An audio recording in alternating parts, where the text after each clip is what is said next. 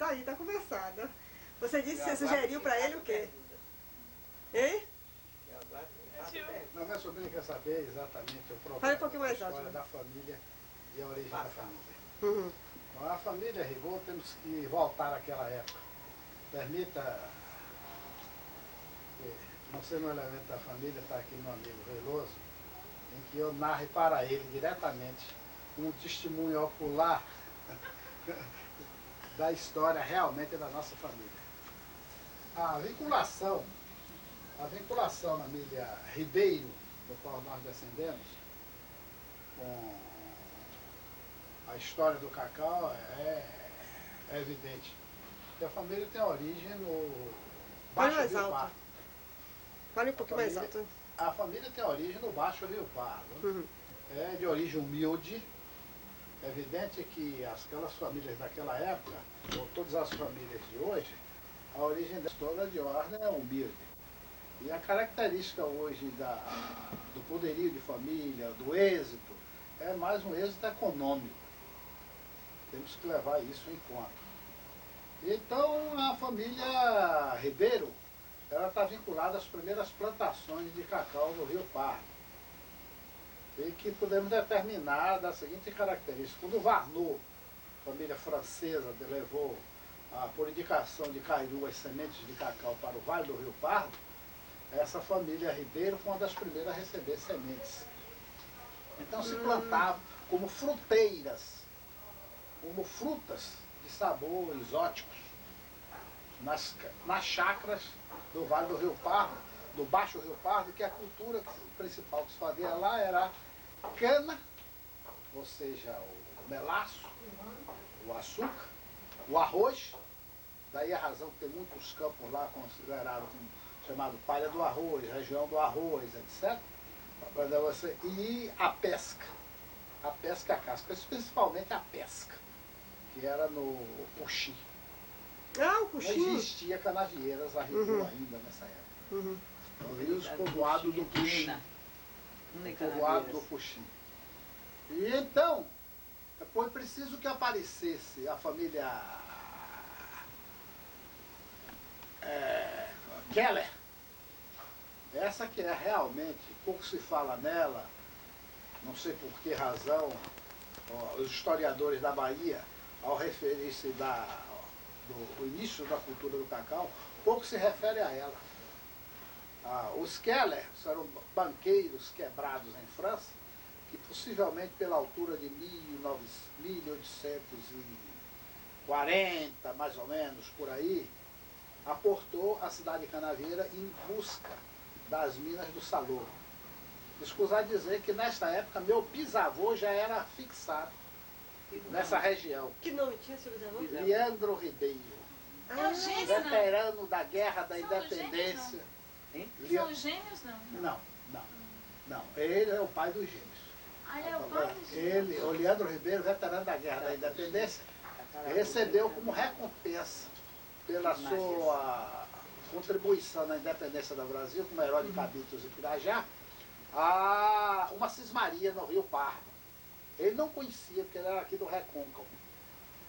Após a Guerra da Independência, ele tendo recebido esse canudo, ele lutou no Batalhão dos Periquitos.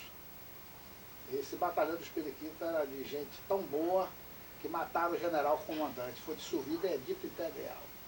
Por aí nós vamos ver exatamente o tipo dos homens que compunham e que foi possível fazer a independência. Quer dizer, não são anjos, eram feras. E através de feras foi que o Brasil foi escrito, com rasgo de heroísmo e determinação, sobretudo. E ele, ao voltar para Santa Amaro, ele entrou em litígio com um primo. Esse deveria ser possivelmente um problema de mulher. Eu não tenho informações detalhadas sobre o assunto. Então o primo mandou matar ele. Para ter essa gravidade desse problema, é necessário que tivesse um problema de mulher. E para isso eu acho que já começou na família. Mas não é não, porque todos os homens daquela época tinham essa modalidade. É preciso que se lembre que nessa época em que houve a independência do Brasil, 58% da nossa população era escrava. poucos historiadores narram isso. Então, quase que metade da população. Mais da metade da população. Então nós usamos, como diz Teodoro Sampaio, se não me engano, ou Oliveira Martins, Teodoro Sampaio, não sei qual dos dois historiadores, que a civilização brasileira é o resultado da caça índia, a pega negra e a degradação e degradação do homem. Quer dizer, então não se podia, todas as famílias que têm origem nessa época, não podia fugir à rotina. Esse era o sistema. E nós vamos ver exatamente na independência do Brasil a mudança do próprio nome. O nome Carvalho, Carvalho não, com o nome português, de origem portuguesa, mas Sapucaí, Jacarandá, Coelho, França, de todo nome de bichos e referências outras, é um rasgo de heroísmo ao se fazer a independência do Brasil, que o sujeito rasgava o nome de origem europeia e adotava o nome de origem nacionalista, nativista. Mas prosseguindo, senão a gente não prossegue, não continua. Então, o Warnow veio em busca das minas de diamante que existiam aí nessa região. E porque ir para a região das lavras era muito problemático, tinha muito bandido. Não obstante, existia o consulado. Era o escravinoteiro, né? Não, o escravinoteiro é no Jequitinhonha, é outra região. Não obstante, então eles vindo da corte de França para cá, eram banqueiros quebrados, por uma consequência daquelas célebres crises periodicamente atingiram a coisa econômica, atingiram a Europa. Eles então preferiram vir à beira da praia, que era muito mais garantido, mais fácil.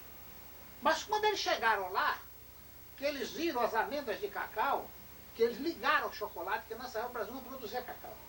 O cacau era todo do México, da América Central, que ia para a Europa. Já tinha sido descoberta a forma lifiorizada do cacau, quer dizer, a forma de pó, que dissolvia e se bebia.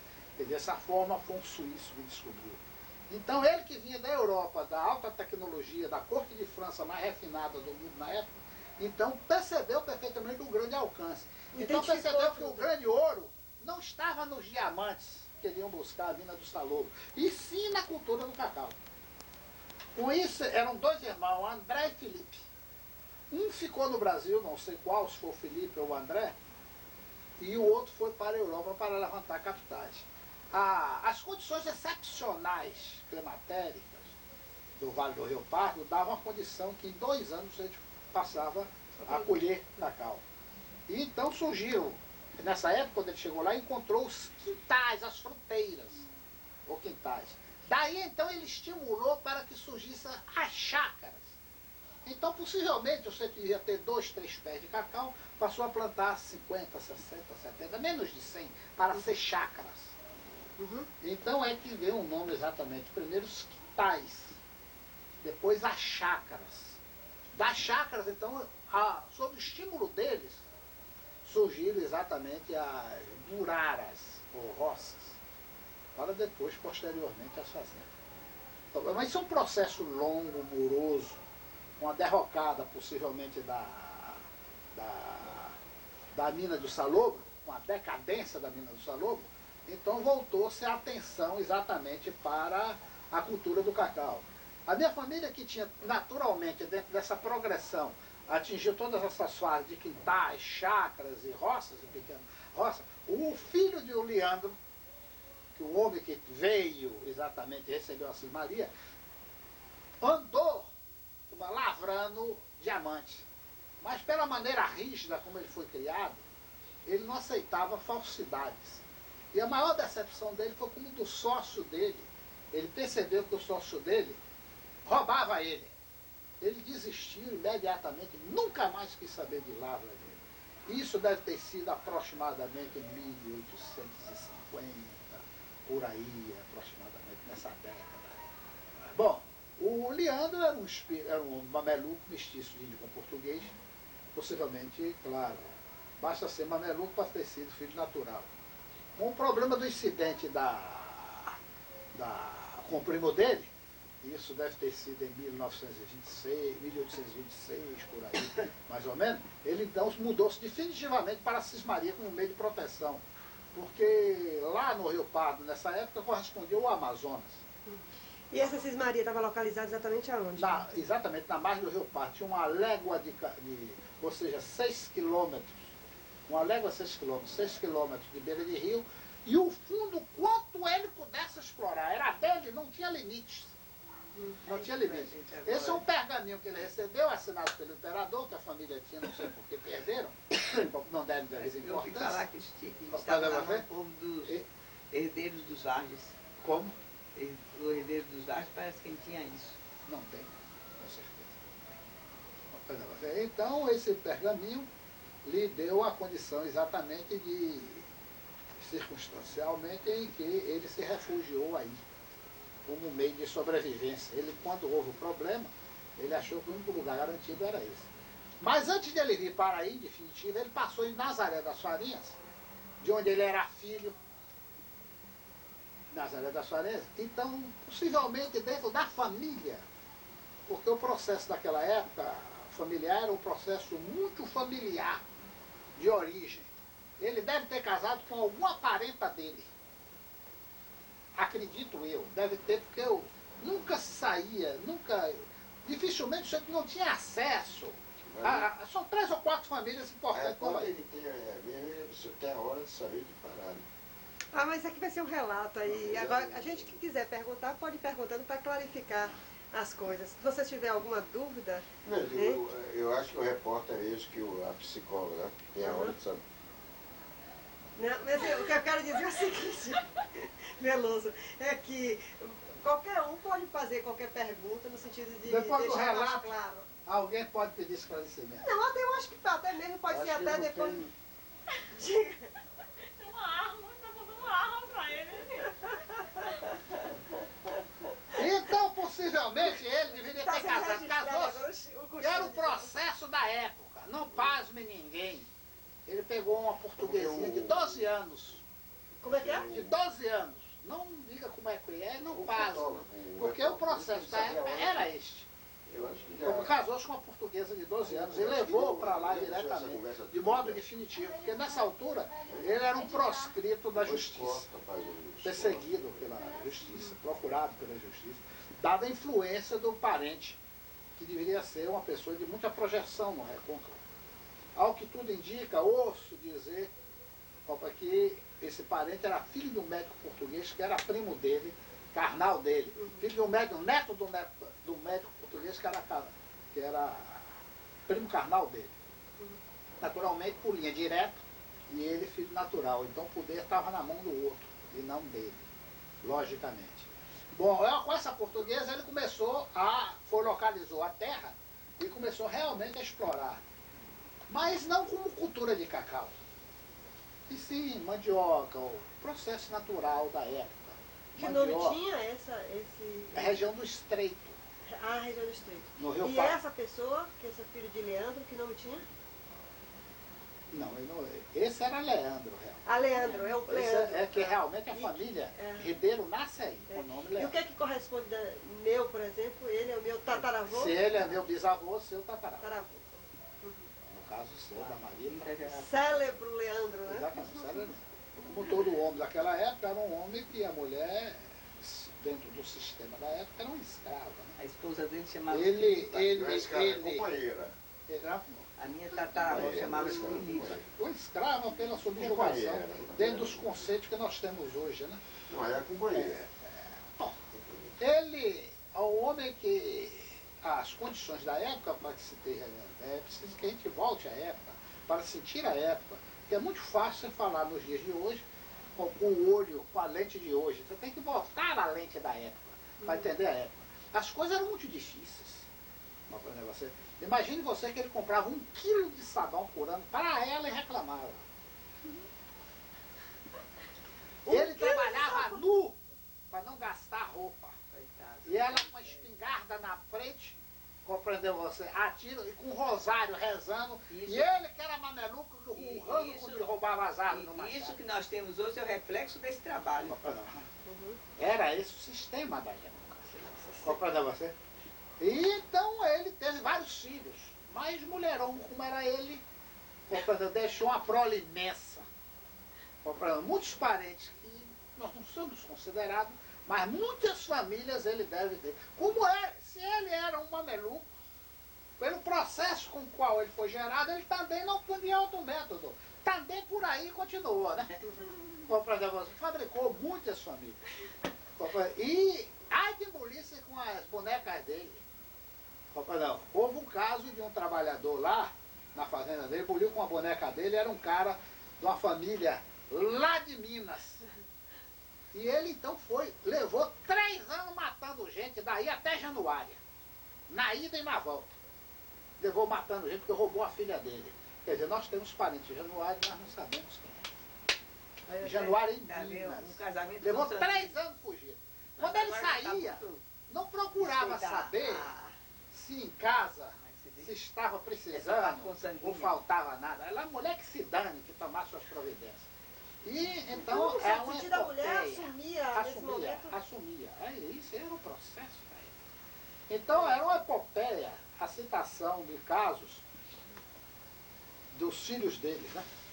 Então nós sabemos de casos assim, história, vários do sistema da clã que ele vivia, do sistema patriarcal, feroz, que ele mantinha, que a velha era Filipa, não era, Lu? Era. Filipa, o nome dela. Basta um detalhe, meu avô, João Elias, tinha lagoa nos lagos, então havia muitos jacarés. Então ele matava o jacaré, dizia, vá buscar em mim 12 anos. Aí ele saía com medo, todo mijado, e o índio do outro lado dando risada. E a avó Filipa com o rosário. Então vou fazer uma pequena retificação. O mais velho dele era Simeão. Como é? Simeão era o mais velho dele.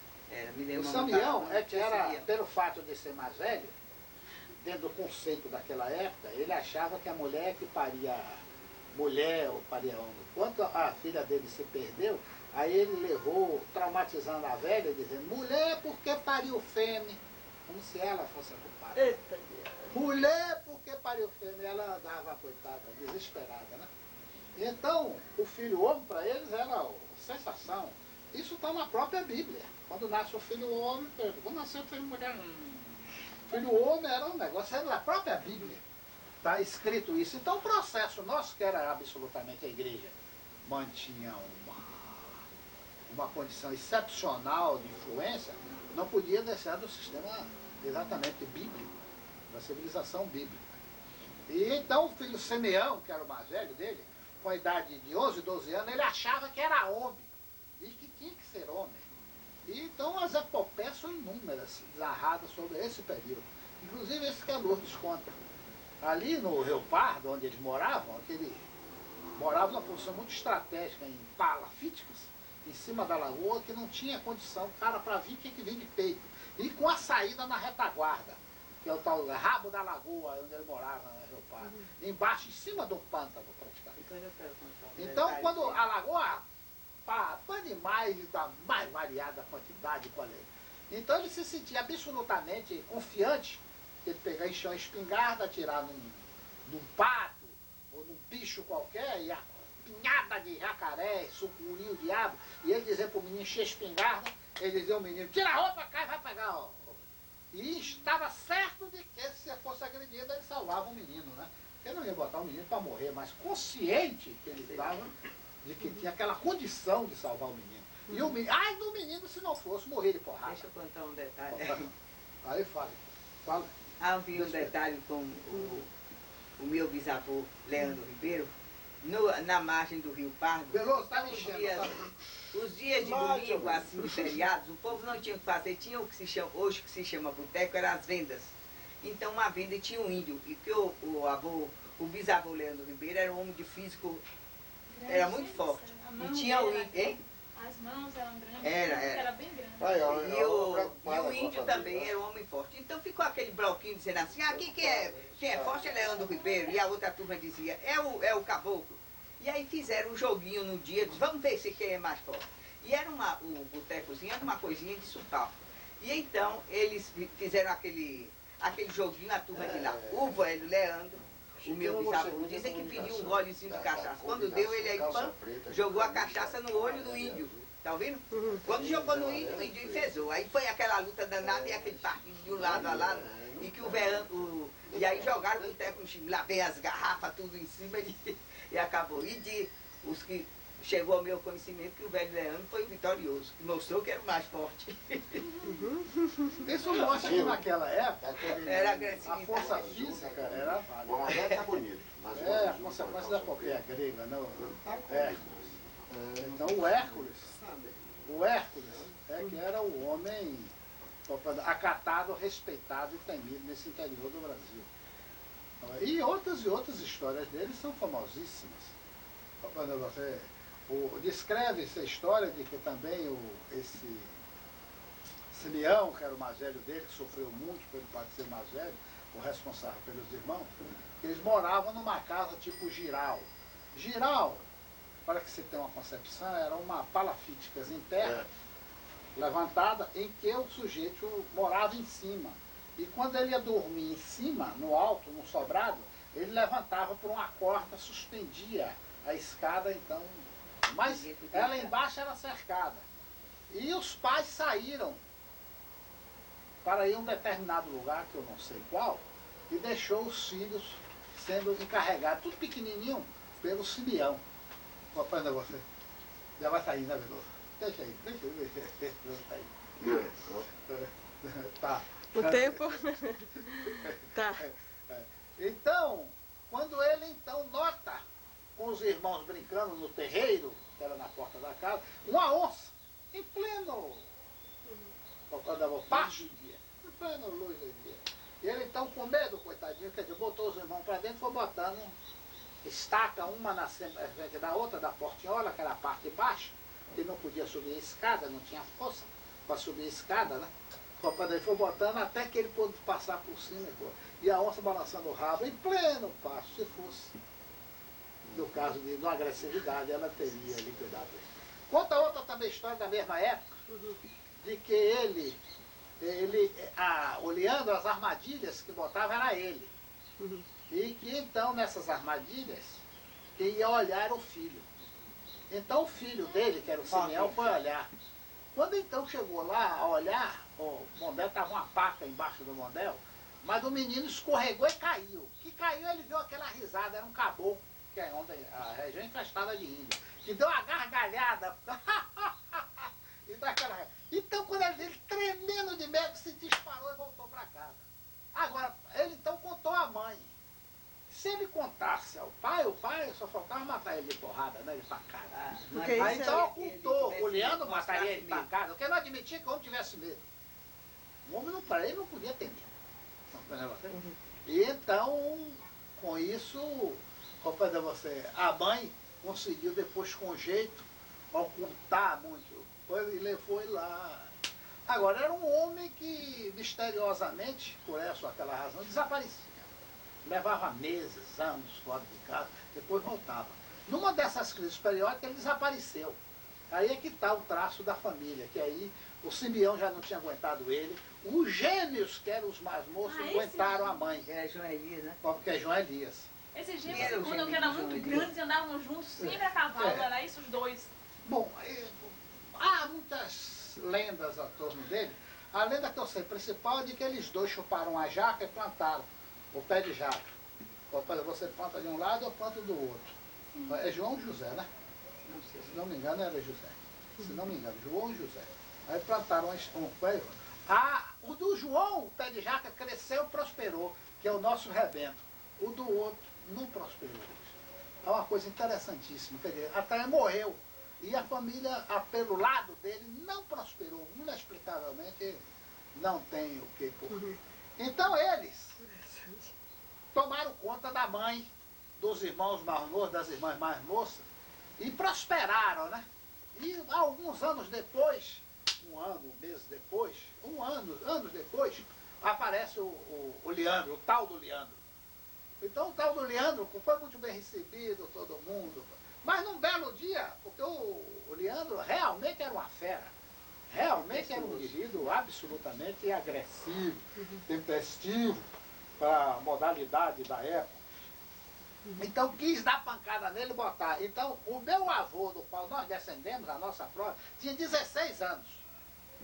Aí chorando, se abraçou com a mãe. Essa é a parte sentimental da família, né, que me embarga a voz. Diz, nós não vamos embora. porque você nos deixou uma casa de palha e passando fome. Hoje nós temos uma casa de telha, temos uma farinha. Ele foi descrevendo o que eles fizeram. Ele, então, chorando, abraçou os filhos e a mulher e disse: abençoado vocês até a próxima, terceira, quarta geração. Isso é a parte muito bonita da família, realmente. Esses são os tópicos, exatamente, que caracterizam a família no seu comportamento na Vale do Rio Pardo. Agora, a parte de João Elias Ribeiro, que é a segunda geração, ele já encontrou uma condição excepcional. Convenhamos que se diga de que a origem humilde deles recebeu um reforço. Minha avó, Carolina Severiana Ribeiro, Mãe Calu. Mãe Calu, conhecida por Mãe Calu, Mas você está por dentro mesmo. Mãe Calu, ela era prima dele. E recebeu uma carta de recomendação, porque ela veio daqui de Catu, para Canavieiras, para procurar o primo, casada. Trazia um filho na barriga e outro nascido. E acontece que ao chegar lá, circunstancialmente o marido, 3 meses depois o marido morre. Ela completamente numa terra desconhecida, sem ninguém a não ser os parentes que ela... João Elias, solteirão, bicho livre aí à vontade. O meu avô João Elias, os que conheceram, eu acredito que fosse um tipo assim como você, o físico. Porque ele, como é que se diz? Esqueci uma pessoa, a Aureliana, que conheceu ele de perto, dizia assim: era assim estourado como o doutor Boaventura? Exatamente. Então ele era um tipo assim, mais ou menos como... A mãe argumenta que ele parecia muito com o Gil Boaventura. Assim mesmo. Então, com a morte do marido, ela desamparada, encontrou proteção no primo, que era meu avô, João Elias. E considerando a moralidade da época, considerando as circunstâncias em que o mundo da época vivia, em que o problema do sexualismo era um tabu terrível, eu acredito que ele casou-se com ela, grávida. Carolina Severiana Ribeiro. Grávida? Que é essa aqui? Carolina Severiana Ribeiro. Grávida, mas por uma questão sentimental. Ele era um homem de profundos sentimentos religiosos. E muito sensível. Ele era muito sentimental. Então, para manter uma posição e não desamparar a prima. Tanto que eles, na intimidade, só se chamavam de primos. Passaram daí de prima, primo. Na intimidade, não se conhecia, que era uma maneira afetiva, para aprender você como resquício dessa época, né? Bom, daí ela era uma mulher, veio de outro centro. Porque enquanto eles, ali no Baixo Rio Pardo, quer dizer, vamos assim dizer, mateiros, tipicamente mateiros, homens rígidos, decididos, mas realmente mateiros, sem nenhuma culturamento nenhum, ela vinha de um centro refinado. Ela veio aqui praticamente de Salvador, Catu, Alagoinha, Salvador, compreende você?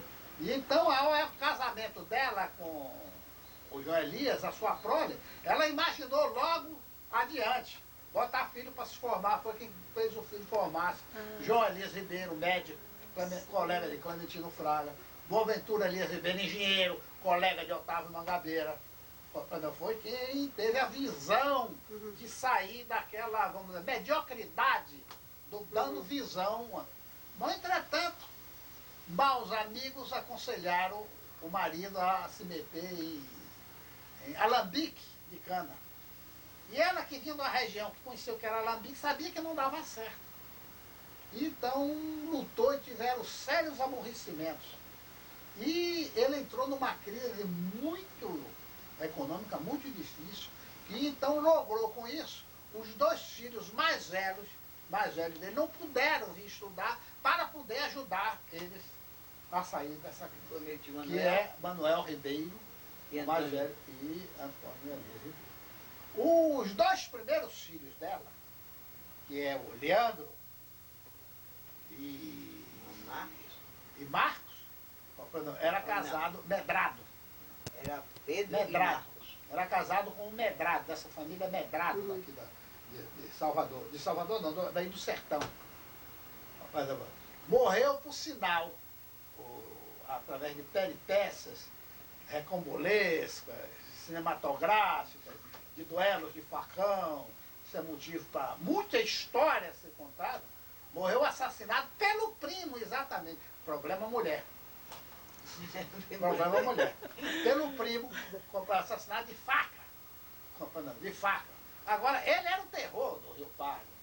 Nessa época, era considerado como o maior espadachim. Nesta época é que deve ter surgido a famosa música até hoje cantada, Meu Limão, Meu Limoeiro, do folclore do Rio Pardo. É daí que surge Meu Limão, Meu Limoeiro, do Rio Pardo. É dessa época. Ah, sim. Que Alfredo Peixoto, ao passar por lá, recém-formado, levou para a Academia Brasileira de Letras vários versos e poesias roubados do folclore de Canavieira. Inclusive de meu avô tem lá, Fruta do Mato. É um Ele livro publica dele. como dele. Não é roubada da Alfredo Peixoto, o Fruto do Mato, Comprando, de Alfredo Peixoto. Hã? Maria Bonita é adaptada. A da Maria Bonita e outros. É adaptada, não é roubada, é adaptada. Levaram, fizeram até um filme.